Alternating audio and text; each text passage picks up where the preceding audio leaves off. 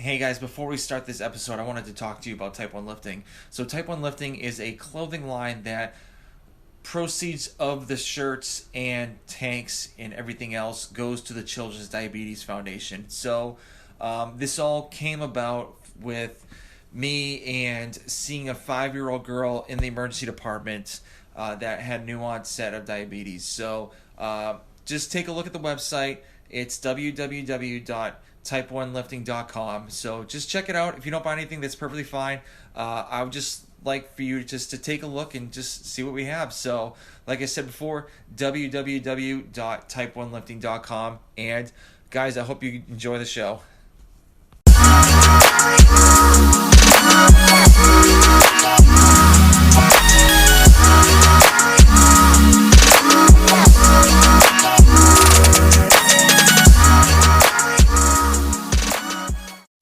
What's going on, everybody? Welcome to the Type 1 Lifting Podcast. Thank you for tuning in. This week, I do not have a guest, which is perfectly fine, but I did want to talk about how to start your own podcast and how easy it is to start it. So the first thing you need to consider is a theme/niche. So mine is a very small niche. It's, diabetics and fitness. So you'll have other podcasts like in the fitness space that have like more of a broader theme, so they'll interview pretty much like everybody and anybody in the fitness space. So mainly I interview diabetics or people that have dealt with diabetics or nutritionists, just pretty much anybody like kind of in that space a little bit. So your podcast can be a little bit broader. It just depends on what you want to talk about. And also, the main thing you need to remember is why you're starting this podcast, because you kind of want to learn from the experts and have other people that are interested in your topic to learn as well.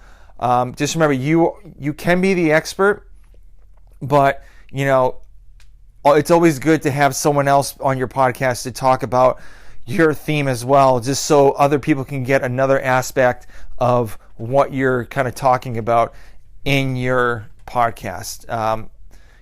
Just try to kind of be close, like, small niche. For example, Gary Vee's talked about, if you love Teenage Mutant Ninja Turtles, start a podcast just on that, so you could be the expert and kind of go to other people's podcasts and just talk about that certain topic.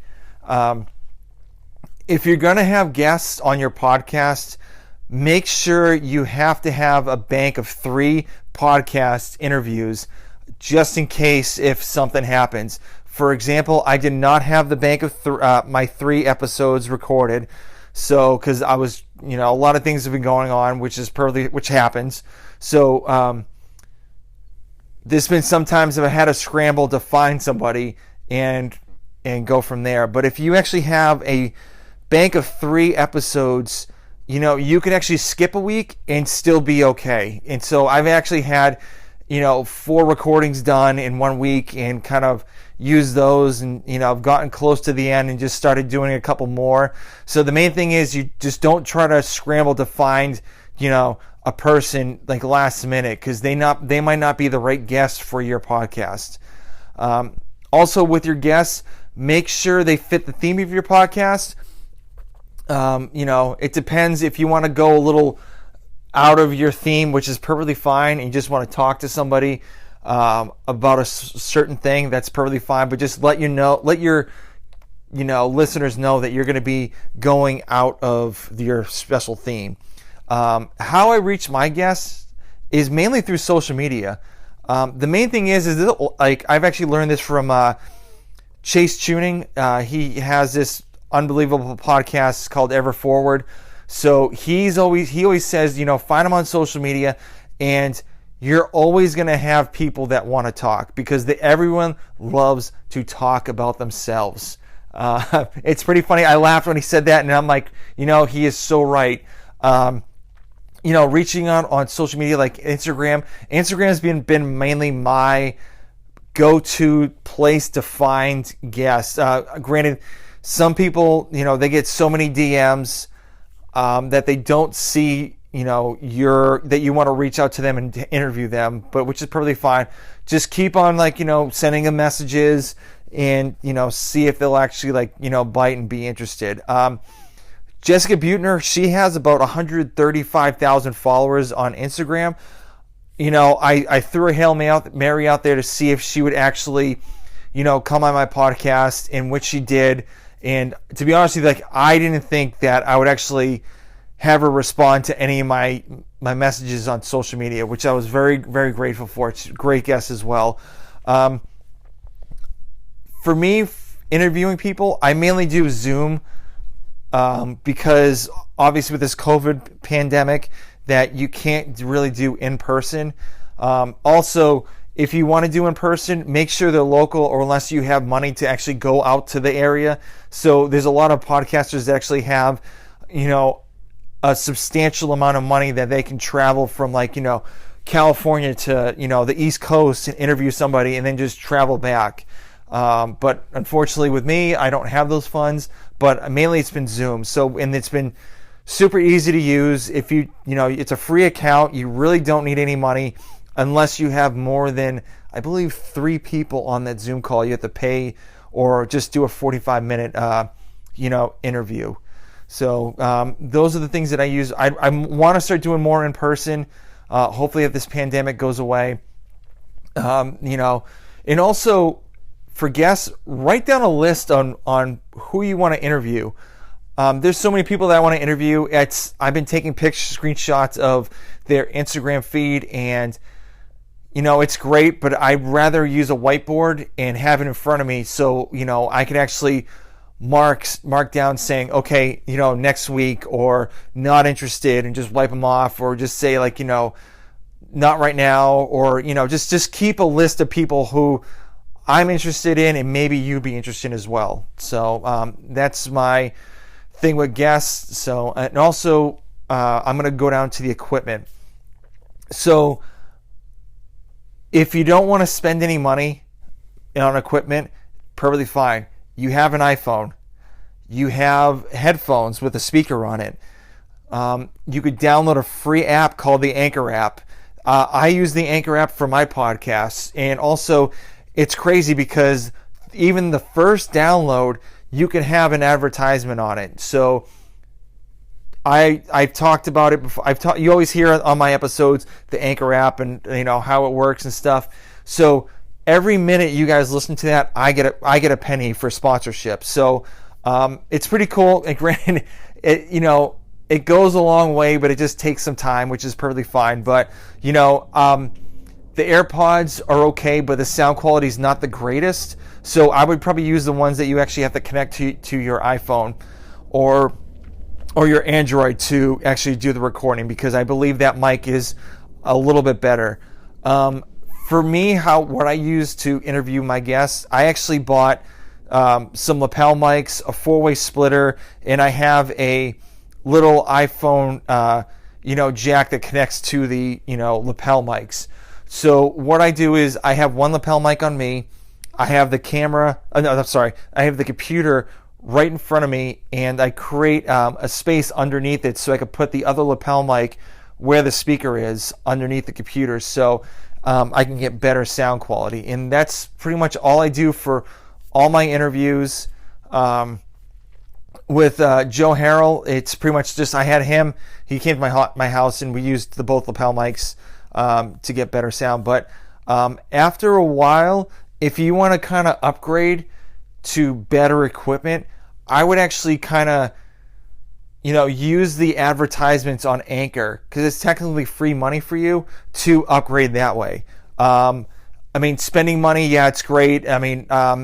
Scott Schweitzer from the Clydesdale Fitness and Friends podcast, in his podcast, he talked about how he bought a whole bunch of stuff and he doesn't even use any of it.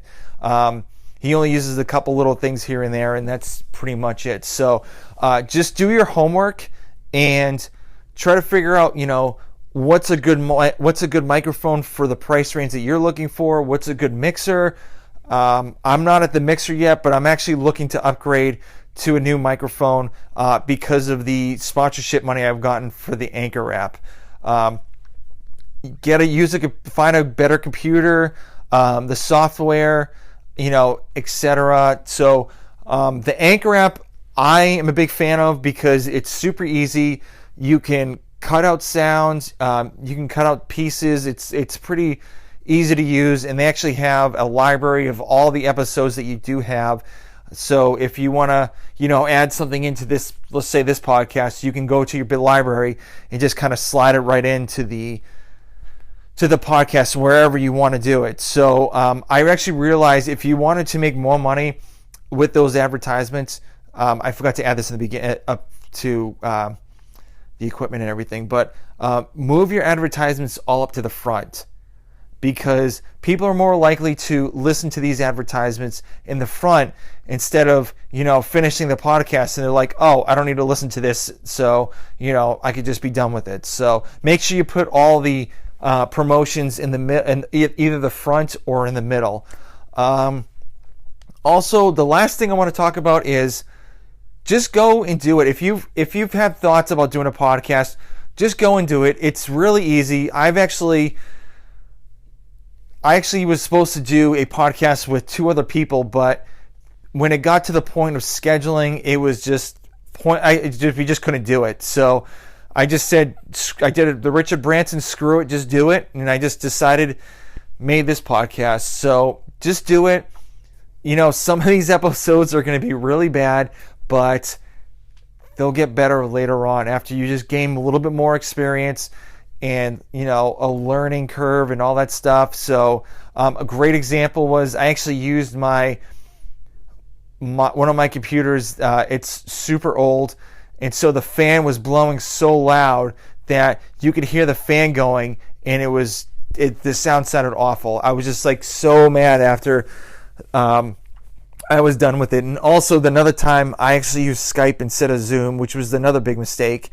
The internet started going, so the interview started breaking up, and I actually had to cut out some of the sound because it was just like all garbled, it was just all over the place. And so, I'm never going to use Skype again. But, every episode's a learning curve. I mean, I still get nervous with some guests. Actually, I still get nervous with every single guest I do have because I don't want to sound like I don't know what I'm talking about or, sound like an idiot. And also, I did forget to mention, while you're interviewing your guests, make sure you have a kind of like a spreadsheet on kind of the topics you want to talk about. So it kind of helps, make the conversation run smoothly. But if your guest kind of veers off to another section that's even not in any of the questions, just kind of go along with that, with the flow that he's going with, or he or she is going with. So I hope this was very informative. If you do have any questions about podcasting or the other type of equipment that you can use, the lapel mics I pretty much, in the 4-way splitter, I pretty much paid like $28 for. So I'm $28 in, and I've already made my money back already just on the advertisements. So, and I do really, really love podcasting as well and interviewing people. So I hope this kind of lights a fire underneath you and just makes you want to go. So like I said, if you have any questions with podcasting, do let me know on either Instagram at type1lifting or type1lifting@gmail.com. So once again, thank you for tuning in, and I hope this was very informative to you, and I hope you have a great rest of the week.